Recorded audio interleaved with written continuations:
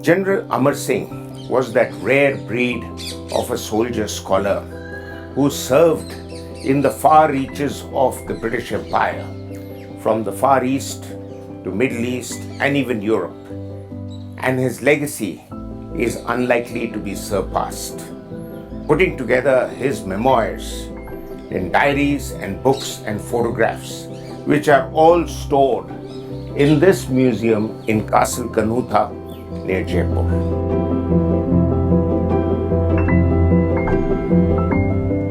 This idea of creating a museum on him was actually my father's idea, but due to some various reasons he could not do it in his lifetime. But I knew about it that he wanted to do something of this sort, and I got this. I feel lucky to have this opportunity to do something of this sort. So my husband's passion to create this museum so that he could fulfill his father's dream, we started working on it, especially my husband. He said, let's us visit some museums and get some ideas, as we didn't want it to do it as a museum to keep everything in a line or something, because his vision was very far away from what we were thinking.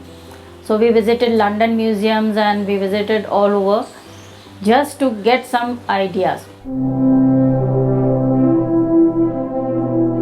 Amar Singh Ji, the third Thakur Sahab of Kanota, was that rare breed of a soldier scholar of the British Empire who has left behind a legacy that will perhaps never be surpassed. His voluminous daily diaries stand as witness to his experiences in India and the far-reaching corners of the world, where he soldiered on with exemplary commitment, living as he did on the borderland of seemingly contradicting cultures. A Tanzimi Sardar of the Jaipur court, Amar Singh Ji was born and bred a Rajput, a community that has always had a strong martial tradition. And ironically, even then, it was this community that looked at men who engaged with the British Empire in the Edwardian mold of soldiering with them and shaking hands with them. But the community looked at such people with suspicion. And here was Amar Singh Ji, who was as much a Rajput, as much at home on a horseback, even though it was said that those who ride horses cannot often read too much. But he read, he wrote, and always enjoyed a good conversation. His life is a beautiful example of the symbiosis of modernity and tradition. The common thread between the two worlds were his relentless pursuit of knowledge, which led to a collection of over 2,300 books. He clicked and developed photos in 18 photo albums, but perhaps the most precious thing he left behind are his diaries, written over 44 years from 1898 to 1942, which tell you stories in his own words. So this was the general's favorite room when he would spend his time here in Kanota. This was his library. And he didn't spend a lot of time here because he served overseas on different continents throughout the First World War and the Boxer Rebellion in China, the Third Anglo-Afghan War. So whatever time he had to himself, he would like to spend it here in this room. And this is where his diaries were also kept since 1942. And we have his entire body of work over here from 1898 to 1942, 89 volumes that he wrote over a span of 44 years. In 1888, at the age of 10, Amar Singh Ji was adopted as ward of Sir Pratap, the regent of Jodhpur, who took him to Jodhpur to be educated at the Paulet Noble School. Maharaj Sir Pratap Singh, the legendary Sir P, as he is remembered, was actually the younger brother of the Maharaja. He is remembered as one of the great reformers in Rajputana, and perhaps his most profound, longest lasting legacy was his education and modernization of the Rajput, specifically of the Rajput soldier. It started with his admission into a school Sapi had started himself called the Paulet Noble School. Amar Singh Ji went in there, and I mean, if you look at the syllabus, it's hilarious. It's hilarious in this context, but this sums up Sapi's vision of what the Rajput soldier, the modern Rajput soldier needed to be. They were taught to wrestle with wild boar, with leopards, to toughen them up. They were taught to cry silently. It was a part of the syllabus. They were taught to cry silently.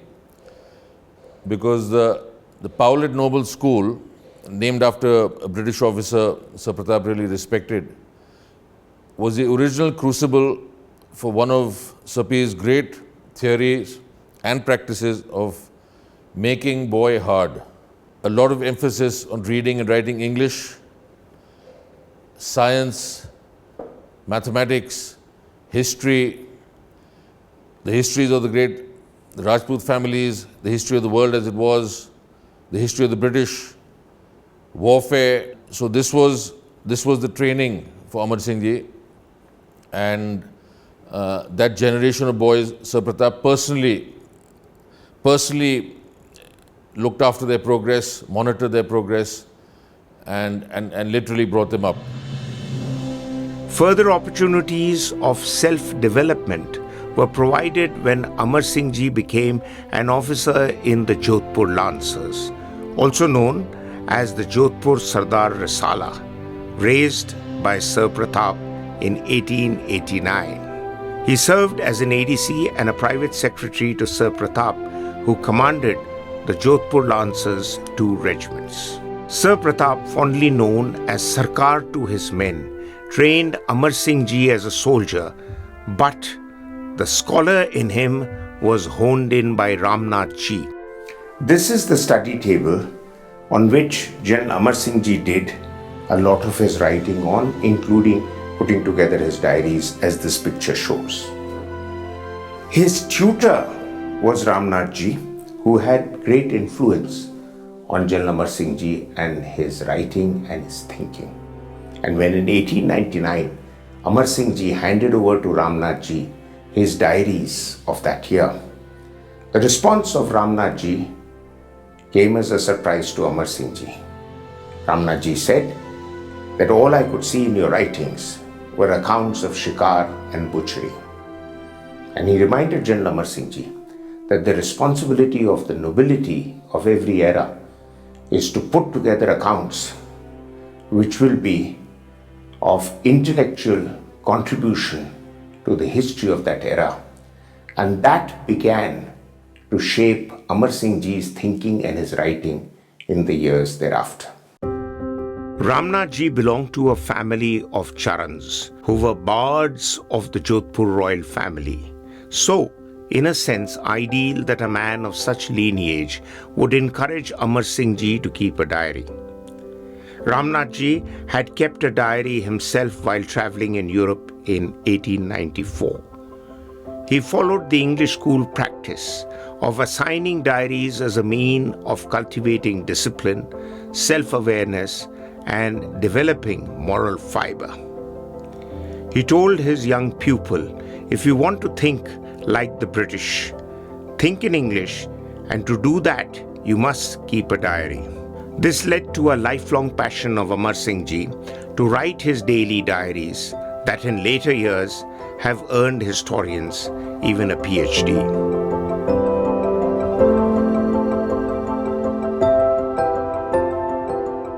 What amazed me when I first read the diaries was that Dadosa wrote in English every single day in spite of English not being his first language. And this was not a language that he was taught by anyone at home.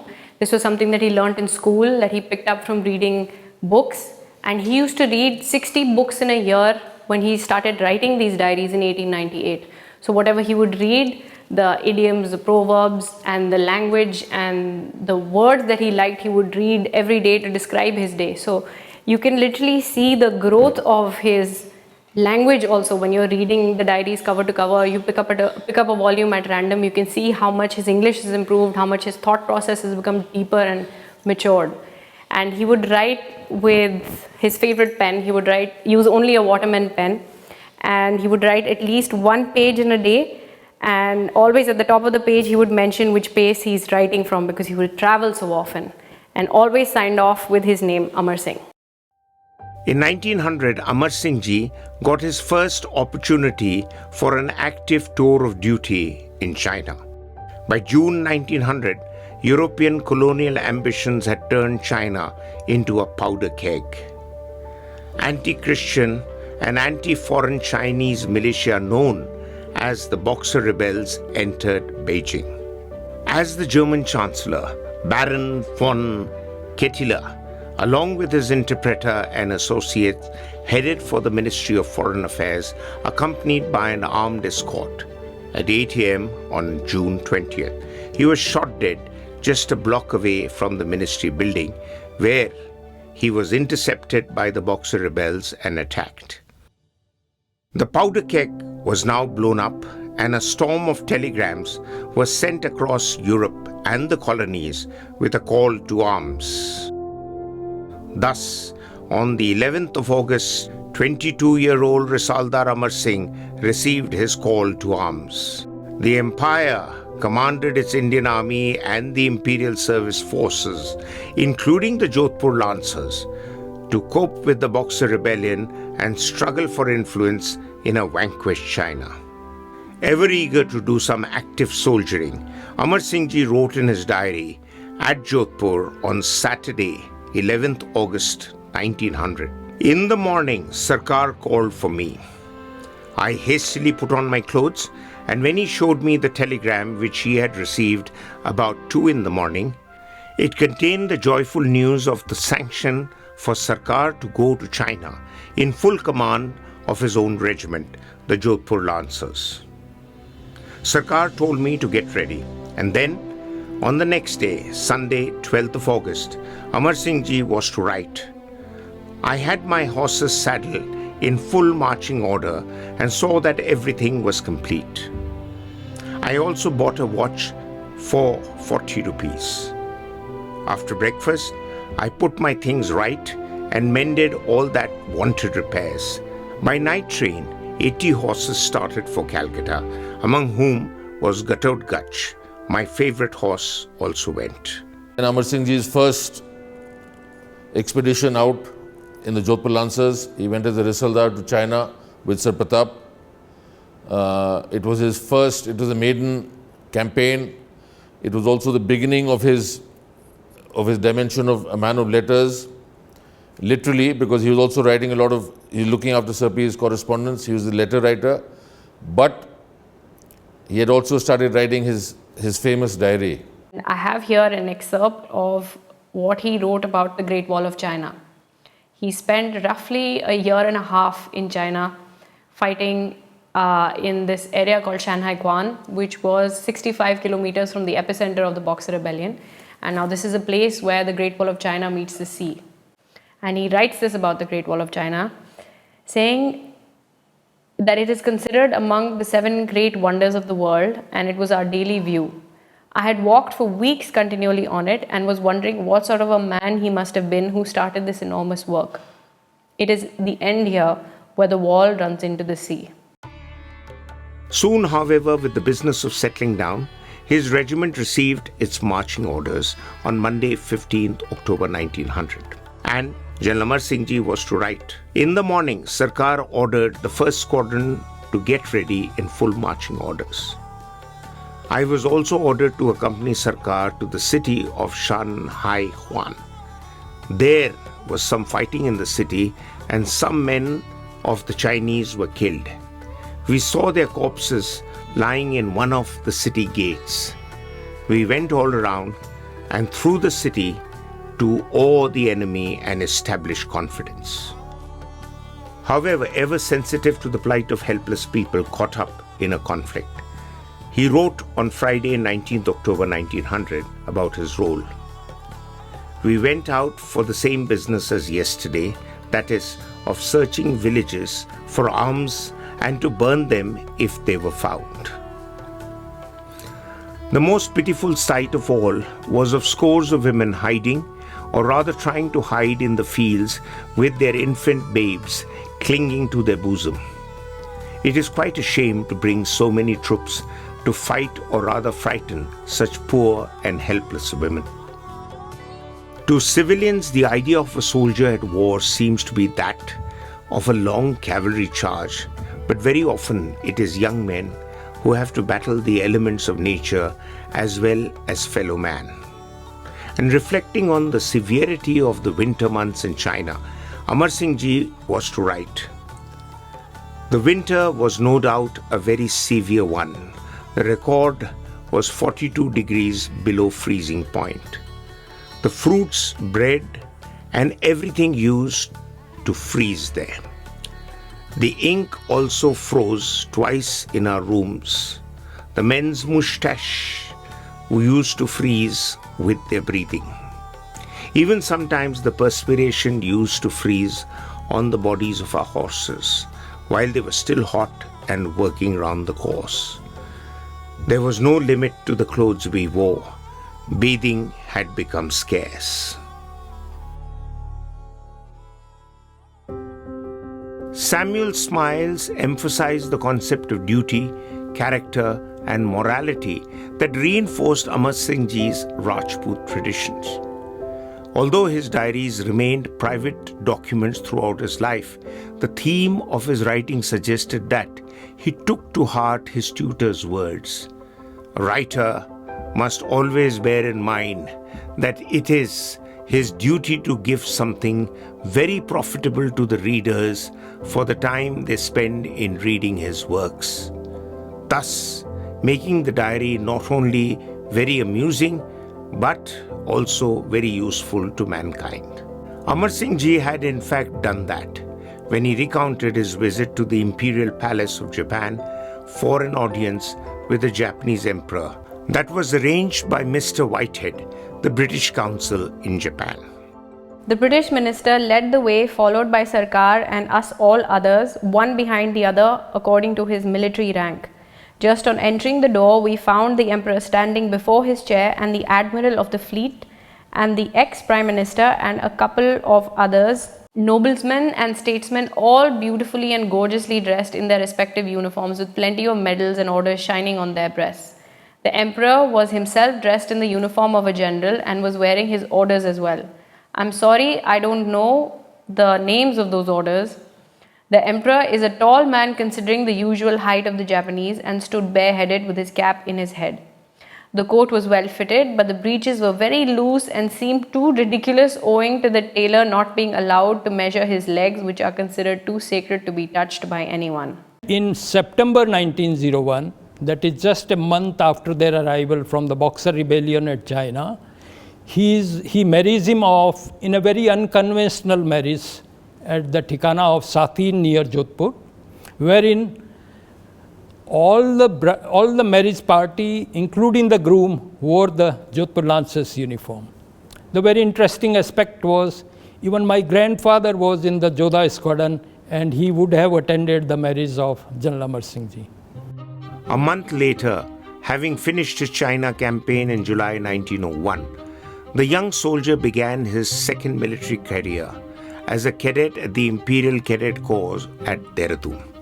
After 1901, when they returned from China, he got selected in the Imperial Cadet Corps, which was, I think, a scheme of Lord Curzon, in which they were preparing Indian officers to join the British Army.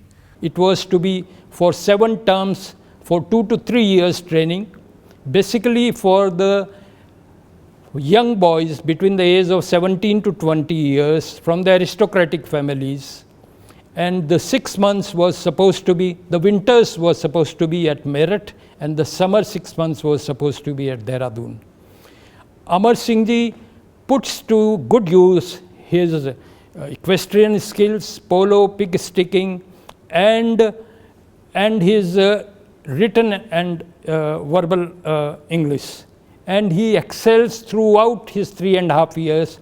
Finally, so much so that out of the 21 cadets that join the Imperial Cadet Corps, only 4 are finally selected to be commissioned in the native Indian land forces. Polo was actually a very important part of their military exercise and their cavalry training.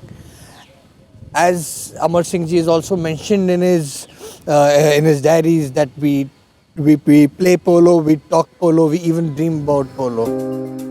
Lord Curzon was convinced of the promising future of the academy and proudly displayed them to the world at the Royal Horse Guard, to the Viceroy during the Delhi Darbar of 1902 and then again in 1911. The 1911 Darbar was organized on such a massive scale that it caused a spike in the global price of silver.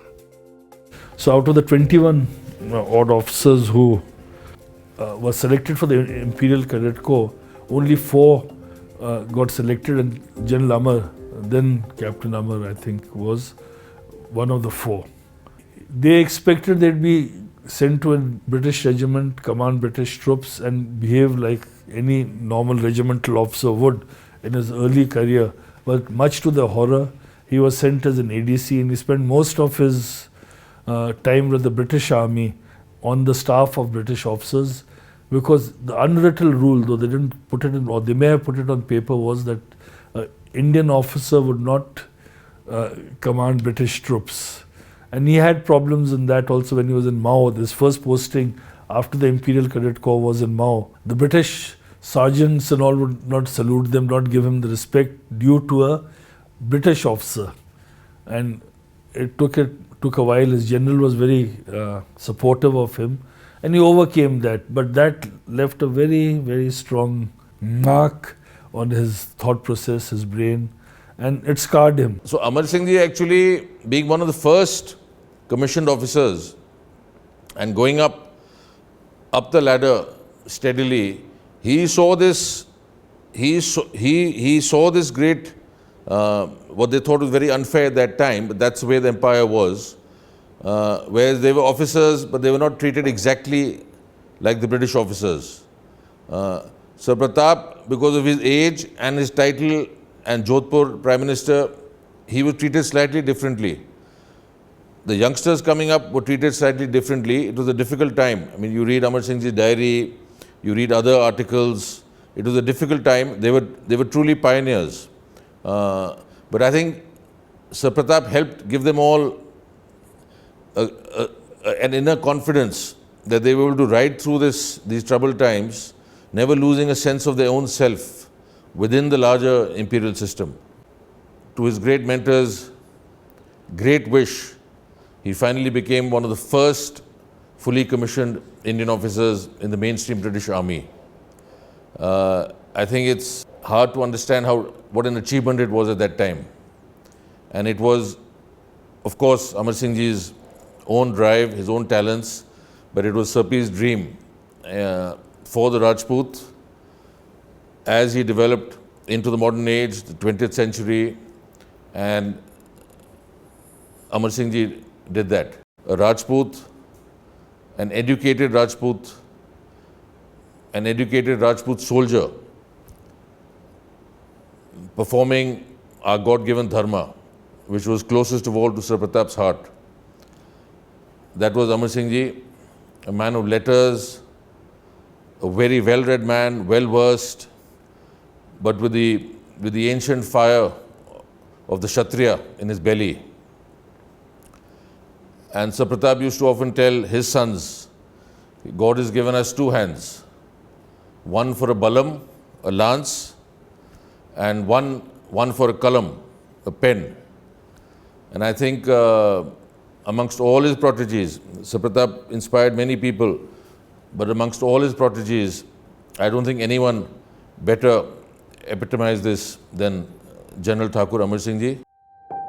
Their date of rank, August 25th, 1917, preceded by 4 years that of General Cariappa's, the senior-most Indian officer at the time of independence and the first Indian commander-in-chief of the Indian Army. Life went on peacefully for Captain Amar Singh, regardless of the political schemes of Lutyens and 10 Downing Street. On graduating the ICC, he spent 9 years at Mao as ADC to the GOC of the 5th Division Western Army. But then, a telegram arrived at Kanota on 17th of August 1914 that said Amar Singh Ji was detailed for active service and gave him 4 days to put his affairs in order and report himself to General Branca, commanding the 9th Infantry Brigade at Karachi. His departure from Kanota was on August 18, 1914, and the auspicious hour for leaving was decided between 7 and 9. So at 9 minutes past 7, he left the gates to fight the First World War. In 1916, Captain Amar Singh was a part of the British Indian forces that were sent from Western European front to the Persian Gulf to secure British oil interests for the Royal Navy and secure Egypt in the process. Preparing for the forthcoming operations, on the 21st of February 1916, Amar Singh Ji writes, "I spent the morning of the 21st in sorting and packing up my things, and at 4:30 in the afternoon, our brigade marched out to Senna, position 4 miles out. The composition of our brigade is a little changed. We now have the 1st and the 9th Gurkha Rifles, the 93rd Burma Infantry, and the Highland Light Infantry." The British contingent with Indian forces advanced from Basra up the river Tigris undefeated, battle after battle, until the Battle of Ctesiphon. Ctesiphon, an ancient city 35 kilometers southeast of Baghdad, was won, but it was a Pyrrhic victory. The casualties had destroyed their fighting capabilities and there were no reserves. Ctesiphon could not be held for long. The army retreated back down the Tigris to Kotal Amra, where they garrisoned their forces to wait for reinforcements. Kotal Amra was located on the loop of the river Tigris. The soldiers were surrounded on 3 sides by the river and on one side by Turks, and of course the Turks were on the river all around. At Kot were 14,500 troops and about 6,000 civilians. They had full rations for 60 days while waiting for relief forces. Captain Amar Singh's brigade took part in the Battle of Hana, which was the 3rd attempt to relieve the besieged forces at Kot. He thus wrote, "As expected, the Turks had dug trenches in the most favorable spots along the riverbank, and the next morning they started shooting against us. They did hit a few people, all the same. It was a great source of amusement to us. We soon discovered their loopholes and shot at them. General Goringi got hit on the bottom just as he was mounting his horse." And then shortly before the fall of Kut, Captain Amar Singh wrote, "The troops have done all that was possible and are now dead beat. They seldom get their full rations and no man can fight for any length of time on an empty stomach. I hope God will see us successfully through this show." While at Bombay, when he was staff officer with General Knight, he receives the good news that he is among the 9 officers selected to receive the King's Commission on 25th August 1917.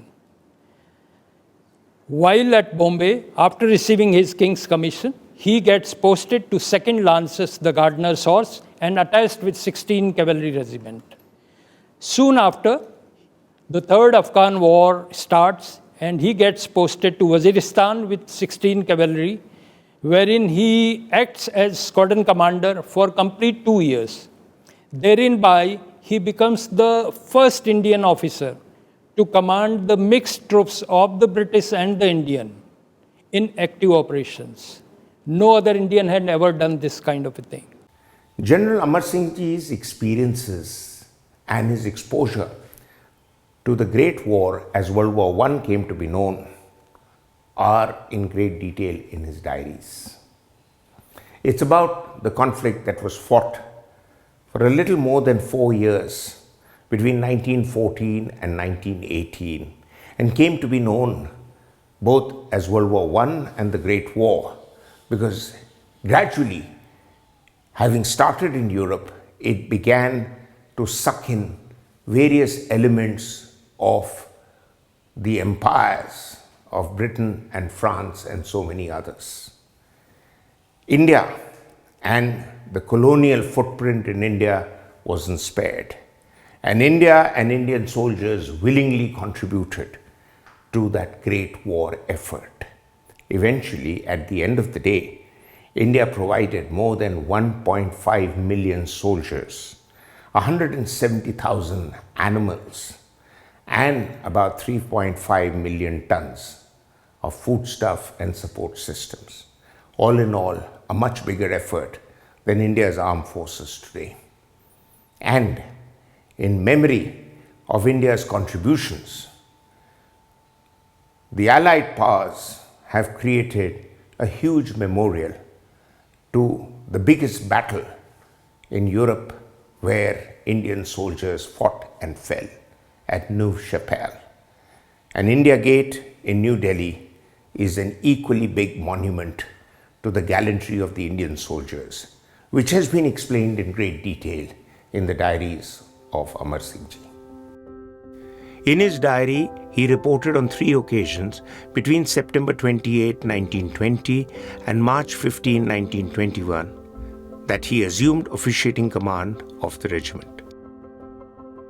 By 1923, Colonel Amar Singh Ji retired from the Indian Army to begin his third military career in the Jaipur State Forces, where he was tasked with raising a cavalry regiment.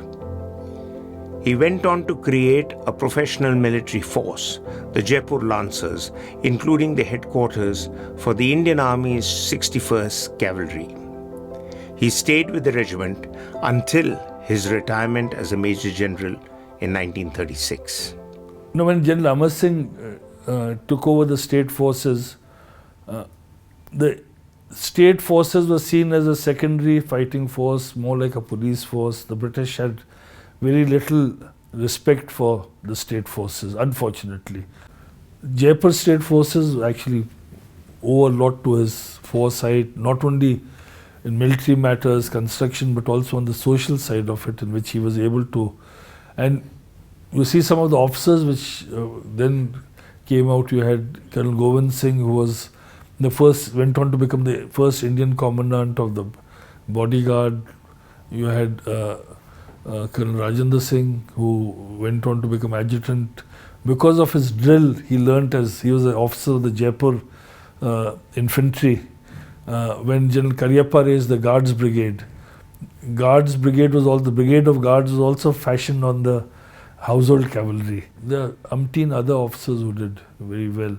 But that all happened because of the ethos and traditions set in by General Amar. Another important military legacy left behind by General Amar Singh Ji, besides these 2 units, is that he was the lone officer, because he was the first officer to get commissioned in the native Indian land forces. He is the first among the 9 officers selected as the King's Commission officer, first Indian officer to command a mixed unit of the British and Indian troops in active operations in Waziristan during the Third Afghan War. He set such high standards, such great precedents for others to follow, and he was an officer who saw eye to eye with the Britishers because he was excellent in all his equestrian activities. His spoken English was even better, and he excelled at all fields that even the Britishers recognized the excellence of General Amar Singh Ji. The general had 3 military careers of experience to reflect on in his diaries. He wondered if India would ever gain independence, if the Indian soldier would ever be considered equal to fighting with the Europeans. What Amar Singh Ji explained to the British was the essence of the fighting spirit of the Indian soldier. Vijay ya Veer Gati, victory or death. General Amar Singh Ji, during his service spanning over 4 decades, received various medals and decorations. First of all was the Peking Medal, China Medal that he received for his service of 1 year in the Boxer Rebellion of 1900 to 1901. Later, he took part in the 1903 and 1911 Delhi Darbar, wherein received the Delhi Darbar medals, 2 medals. Later, as part of his service in the Great War, he received the trio medals of 1914-15 Star, the British War Medal and the Victor Medal. Besides these 3, he was also mentioned in dispatches. And after the war, since he was part of the Third Afghan War, he received his 1919 Third Afghan War Medal. Later, he received the Coronation Medal of Savai Man Singh Ji in 1922. And in 1933, he was decorated with the badge of Rao Bahadur. Later, in 1935, he also received the Silver Jubilee Medal of King George V. So these were in total about 10 decorations spanning over 4 decades that General Amar Singh Ji received. These stories of General Amar Singh Ji's 3 careers have been brought to life with the efforts of the late Thakur Sahab Mohan Singh Ji Kanota and his wife, the late Maji Sahab Kanota, who painstakingly preserved and catalogued the thousands of fragile items in the Kanota collection. It was in keeping with the wishes of a renowned Rajput historian, Thakur Sahab Mohan Singh Ji, who worked tirelessly to publish academic papers, articles and books on the diaries and the Kanota collection with Chicago University professors Lloyd and Susan Rudolph. Such was the richness of Rajput and Indian history that they gathered and published from the Kanota collection that they were awarded the Padma Bhushan for their work. It was Thakur Sahab Mohan Singh Ji's dying wish that the collection be turned into a museum, a wish that was realized by his son Thakur Man Singh Ji and his wife. Thakur Man Singh Ji worked with an eclectic crew of experts from the Victoria and Albert Museum of London, the Imperial War Museum in London, the Intact Library at Mehrangarh, Jodhpur, and ICA Archiving Services in Delhi to create the General Amar Singh Library and Museum in Kanota. General Amar Singh Ji's diaries serve almost as an index for the use and sentimental value of nearly every object displayed in the museum. So a visit to the Kanota Castle Museum near Jaipur is like stepping into his memories.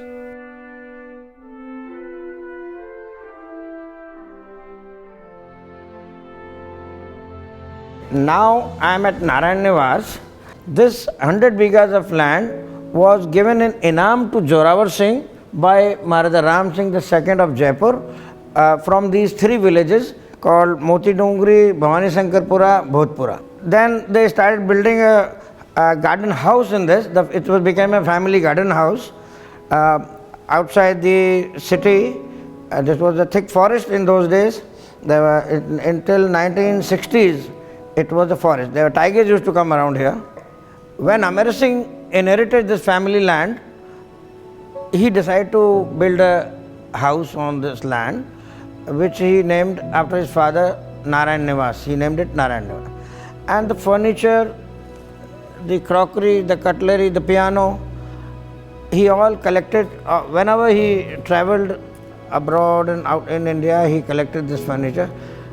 This sofa is a very unique sofa from the East India Company.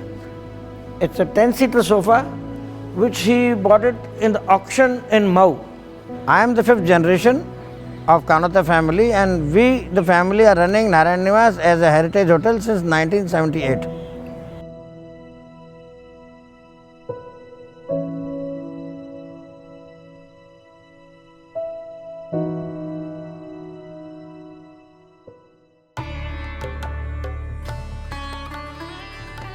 Jack London had once said that the function of life is to live, and I shall therefore not waste my time trying to prolong my life, but I should live my life to its fullest.